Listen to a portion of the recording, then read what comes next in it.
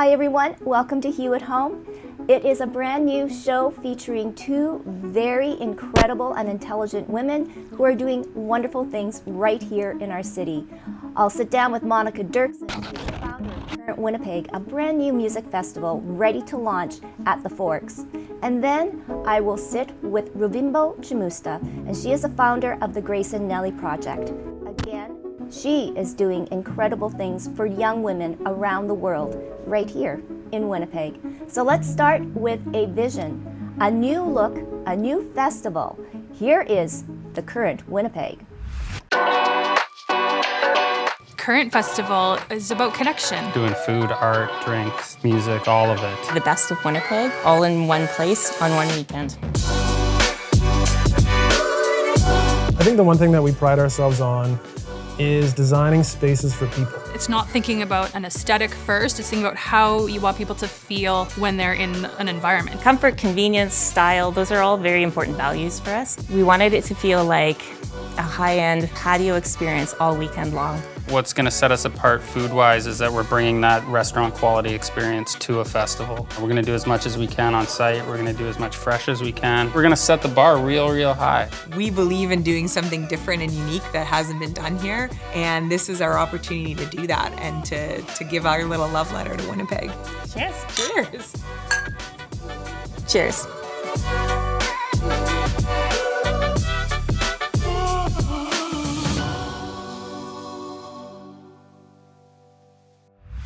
Well, we all love a new festival, especially when it involves music. And I've got Monica Derksen here, and it's more than this festival, CURRENT Winnipeg.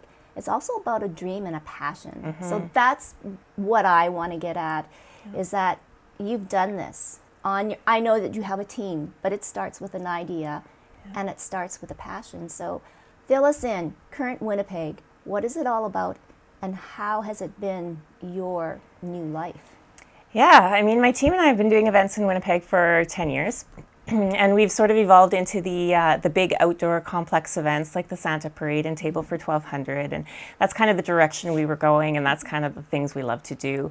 And then Interstellar Rodeo came to town for 3 years. And so I started to look at, like, maybe we should do multi-year events. Maybe that's something we could look at. And so I kept hoping they would hire me to be the festival director.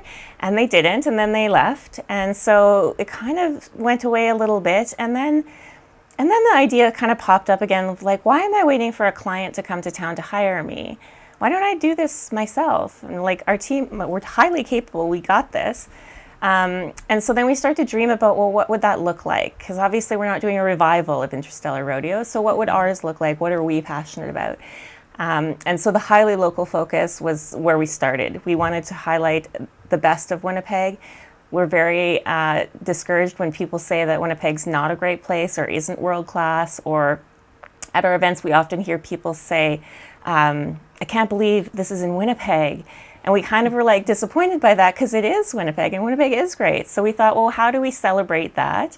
I love a lot of sparkle and glam, so we were like, okay, how do we, tie in the beautiful aspect? I've got a design background. How do we make all of these things come together? And so then CURRENT, Sip Sounds, Art Eats came together, and we were like, let's do a festival that combines all of our passions and offer it to Winnipeg as a new experience. Oh, and boy, do we ever need one right now. But let's also talk about who you've got on board, Chef Ben Kramer, and some of the musicians that you've lined up too as well. Yeah, so this dream started in 2019 officially. We were supposed to, August 2020 was supposed to be our launch. And so when we started to look at musicians for the stage, local for us at that time meant Canadian. And so we were looking at some really great acts, and then as we know, COVID hit. So that got shut down. And so then when we restarted to plan for 2021, thinking we might be able to do it, we stuck even more local, because we thought, what if travel restrictions, come into play? What if artists can't get to us? So we thought, why don't we do just straight up local Manitoban?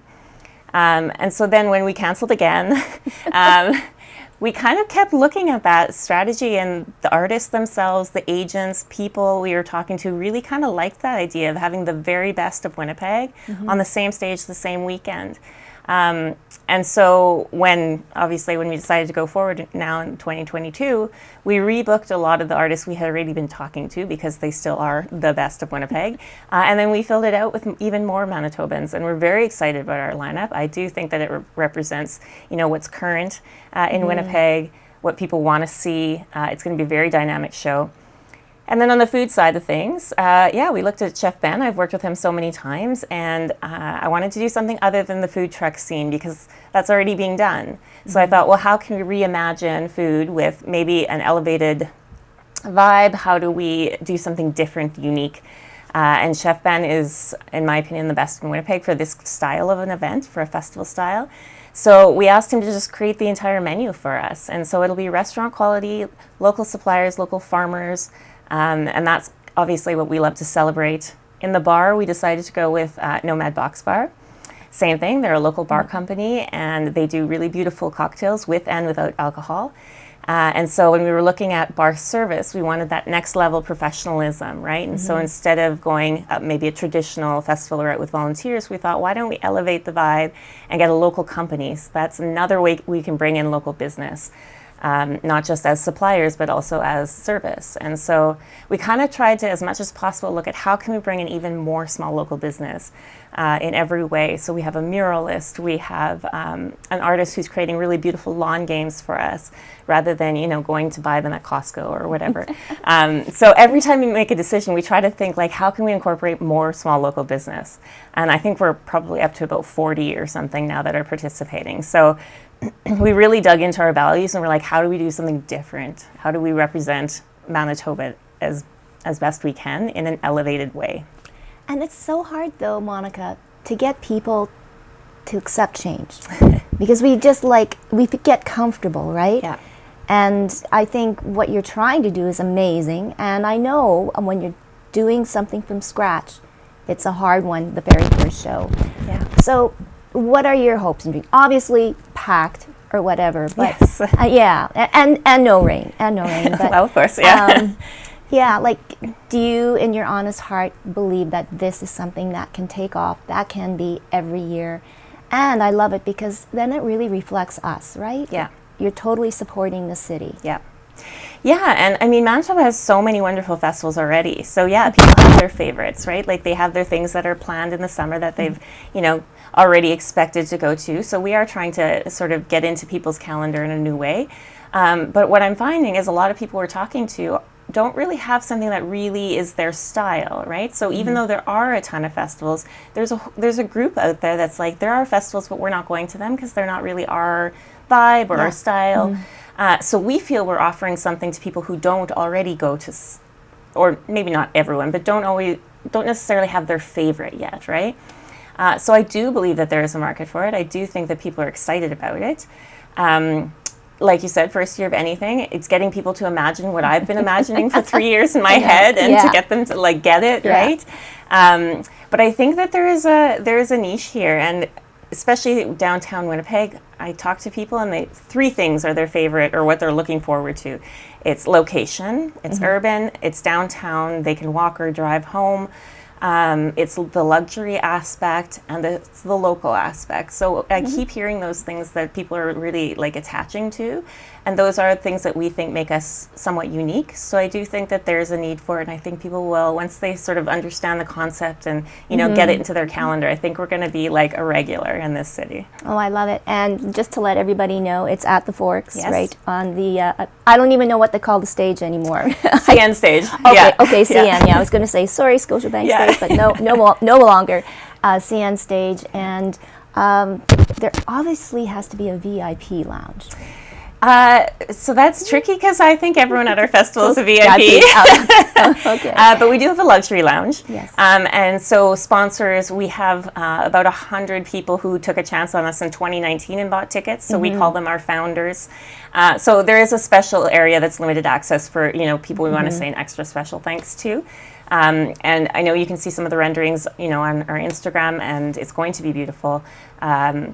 the whole area in front of the CN stage and field, that whole area is going to be licensed, so you can sit on the hill with your glass of wine. Nice. It's just going to be a really lovely experience. Okay, great. So you mentioned Instagram. What are the tags? Where can people find out more information on the festival? We're at Current WPG, and same thing online, currentwpg.ca. We've got tickets obviously up for sale now. We've got full weekends and we've got single days. So if you just want to come for, one artist one day, that's totally fine.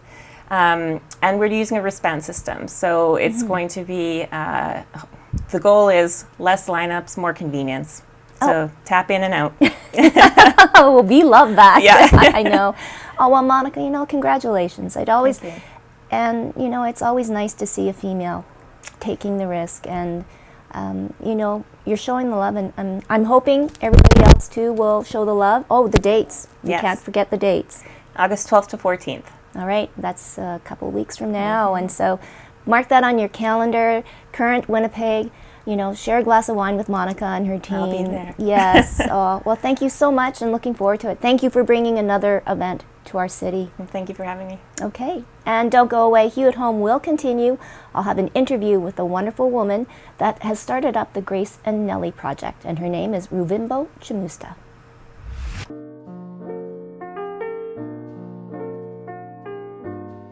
Girl, you know what's up.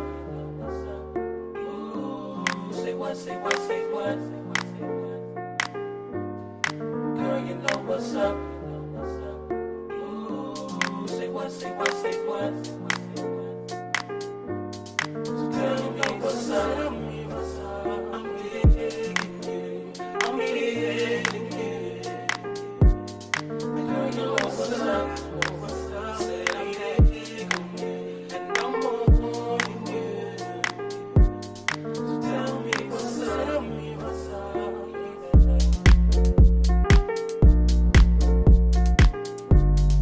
Girl, you know what's up. Ooh, say what, say what, say what.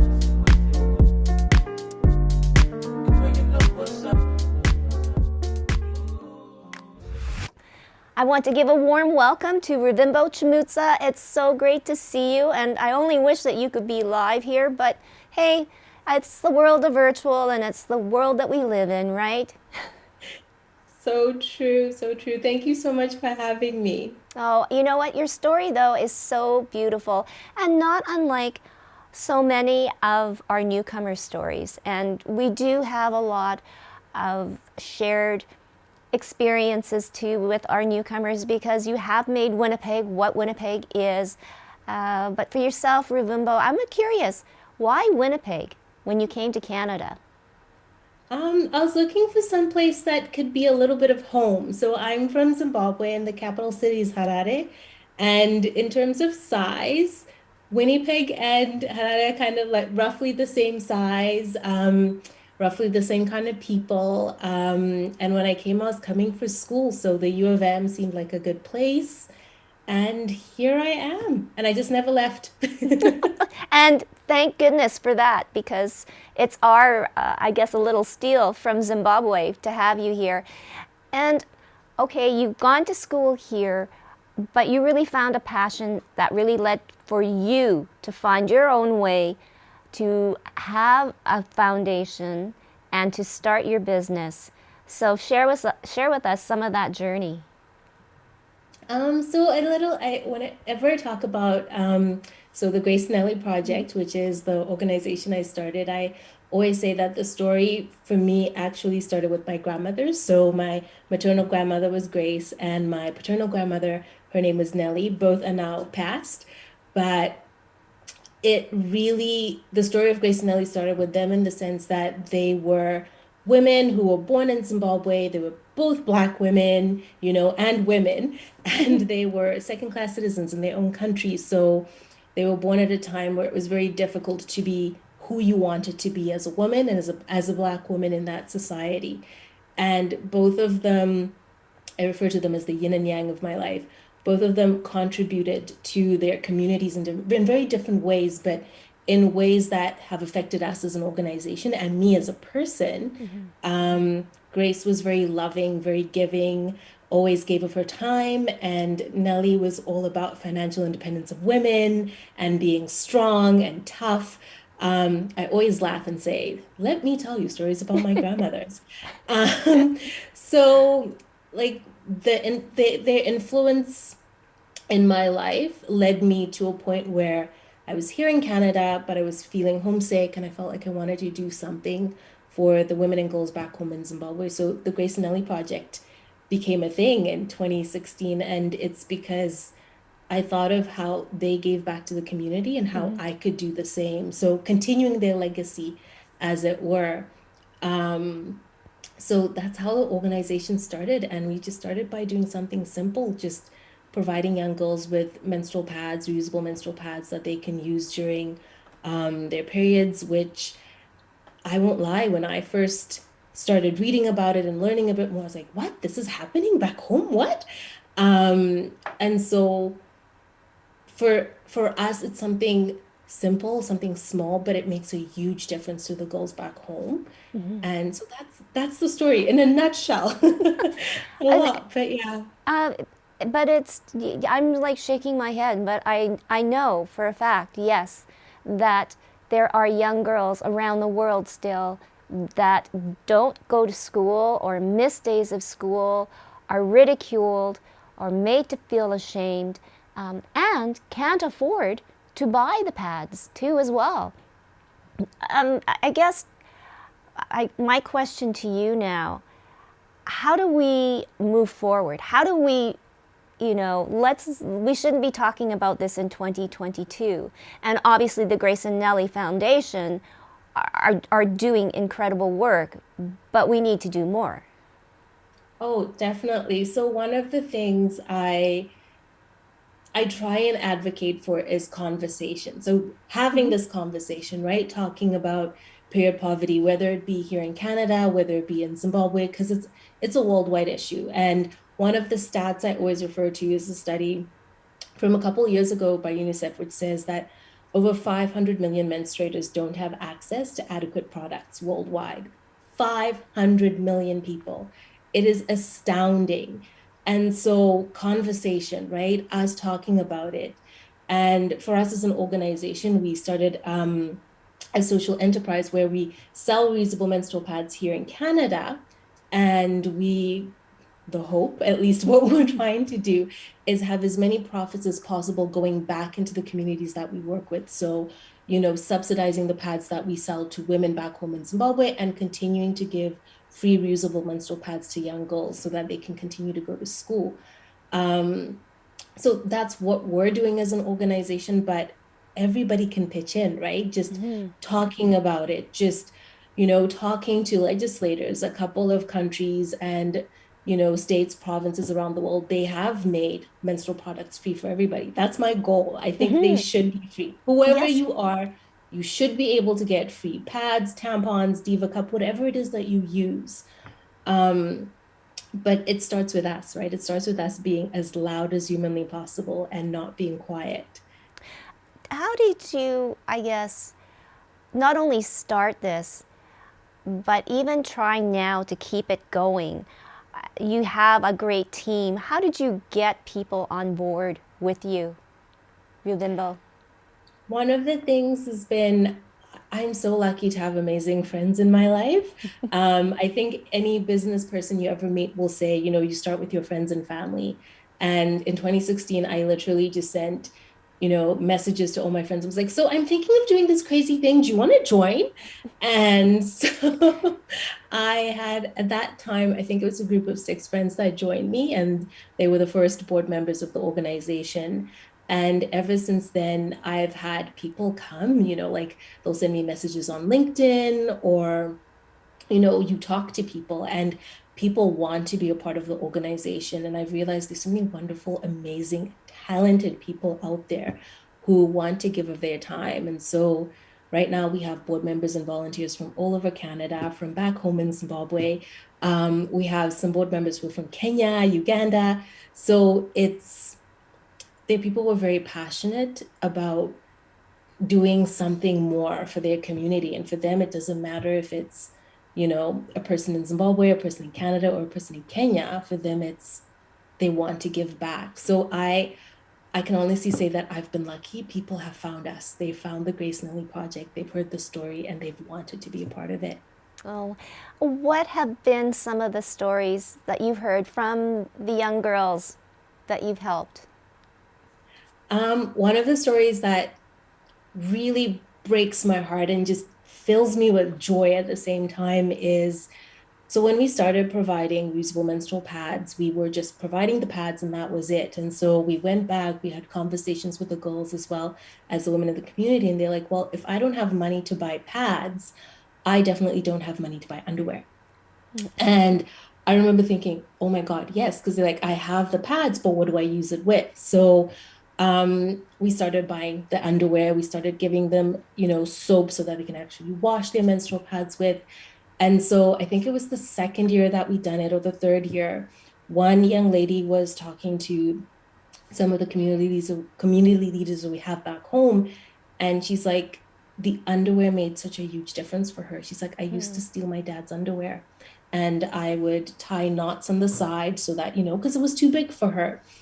And that for me was amazing, because she's like, I used to be afraid to play sports in case somebody bumped into me and felt that there was a big knot on the side. And she's like, now I have the underwear that I can wear with my menstrual pad, but I also have underwear that I can wear all the time. And so that, it's a small story, and not a small story, that sounds terrible. It's an unintended consequence, because we were so focused on the menstrual part of it, on the period part of it, but we didn't realize that in what we were doing, we were also affecting another part of her life, right? Her ability to participate in sport, her ability to communicate with other people and to feel safe, to have that dignity all the time, as opposed to just during her period.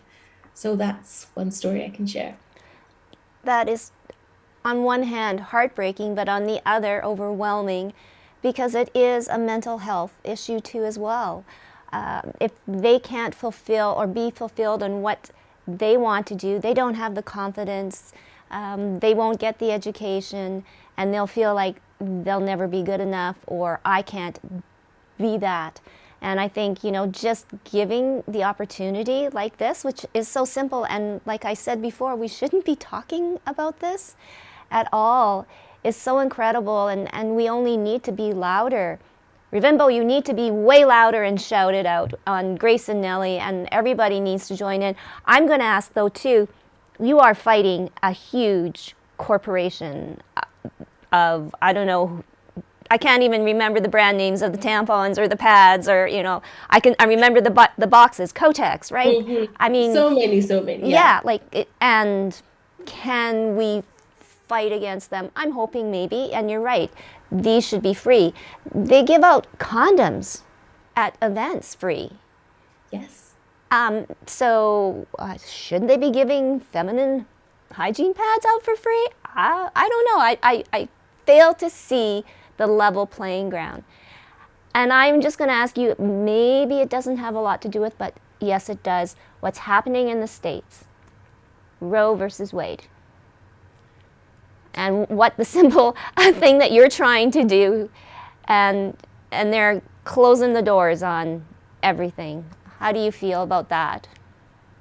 It's heartbreaking. Like, I have to take a deep breath and not to get too emotional, but whenever we talk in terms of period poverty, menstrual health, it's about the independence of women to make decisions about their bodies, the independence of menstruators to make decisions about their bodies. And so, when we talk about the right of a woman to choose, again, it's about your body, it's about the dignity of your body. And so, honestly, the only thing that comes to mind is just how heartbreaking it is. And again, it goes to show how we have to be loud. Those of us who are able to talk, those of us who have, the ear of policymakers, we can't be quiet, whatever the situation. And I can only hope that this is something that, it sounds funny to say, the overturning of an overturned decision, but we can't stop fighting. And it's, again, take a deep breath. But it's emotional for me. Like, and I think for many women, right? It's just, again, when I think of my grandmother Nelly, when I say like she fought for a woman's independence, a woman's right to make decisions for herself and be who she is, it's the same thing, right? It's the same issue. And yes, there are different issues, but connected in the sense that it's about my body. Yes. So yeah, that's all I can say without getting overly emotional about it. But No, and I know, and to all of the young girls out there, you're giving such great hope. So before we wrap up, how can people help? How can we help? What is the number one thing you need from us for the Grace and Nelly organization? For the Grace and Nelly Project, please visit our website, so graceandnelly.org. Learn about us, who we are. You can find us on Facebook, Twitter, Instagram, all the lovely social media networks. Come, join us, just learn about us. And if, helping girls in Zimbabwe is not your jam, then, there is, when I talk about period poverty, it's everywhere, right? So next time you are donating to your local shelter or women's clinic here in Winnipeg, wherever you are in Canada, remember to pick up a pack of pads. From an environmental standpoint, I'm always like, go with the reusable choice. That's us, in our reusable pads. And I'm like, yes, buy our product. But honestly, anything that you manage to get for people out there who need period products, get them. Have those conversations. Next time someone is on their period, don't hide it. That's the other thing I always talk about. Don't hide your tampon, don't hide your pad, don't hide your menstrual cup. Talk about it. If you have period pain, talk about it.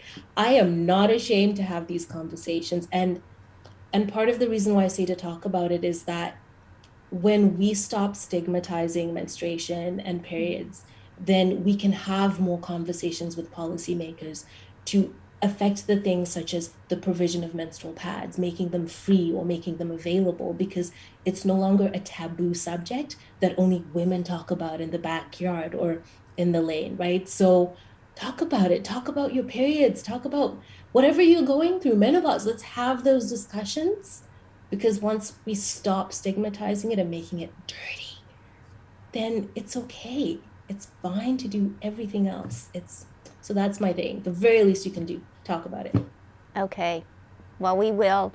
And you're right. It's time to move on, and hopefully we won't be having these conversations anymore. And we thank you, Ruvimbo, for staying here in Winnipeg and starting the Grace and Nelly Project. We're going to hear more from you, I know. Amazing. Thank you so much for joining us on Hue at Home.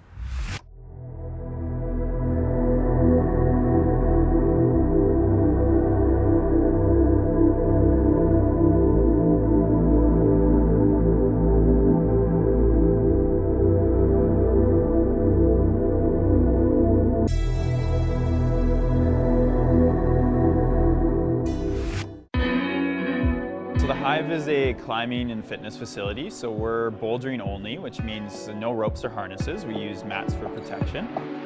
The 4 pillars of our business are climbing, education, health and wellness, and community, and those aspects all kind of come together to create like a 5-star climbing experience.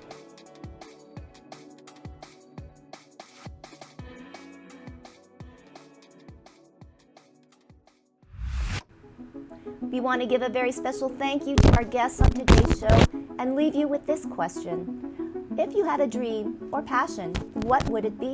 We want to know, so send us an email to hello@ilikehue.com or message us on Facebook and Instagram at iLikeHue. But as always, stay safe and healthy, and we'll see you next time on Hue at Home.